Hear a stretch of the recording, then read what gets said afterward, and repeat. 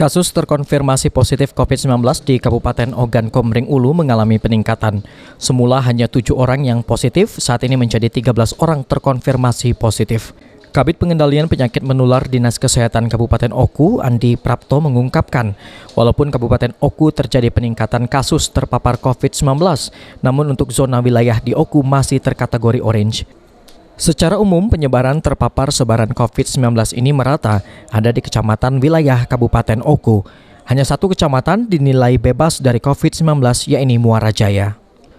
Konfirmasi positif sampai dengan saat ini adalah 438 orang, kemudian yang sembuh 378 orang, yang meninggal dunia 47 orang.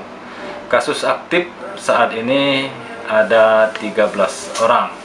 Memang di beberapa hari terakhir kita ada penambahan kasus, mulai dari kemarin ada 3, kemudian hari ini ada 5 kasus konfirmasi positif. Untuk itu kita tetap menghimbau masyarakat untuk tetap melaksanakan protokol kesehatan, kemudian mengurangi kegiatan di luar rumah apabila tidak mendesak dan sangat diperlukan. Pemerintah Kabupaten Oku menghimbau kepada masyarakat tetap melaksanakan protokol kesehatan. Mengingat hingga saat ini, Dinas Kesehatan Oku mencatat sampai saat ini ada 47 kasus meninggal disebabkan COVID-19 dan 13 orang kasus positif COVID-19. Ari Pranika, PAL TV.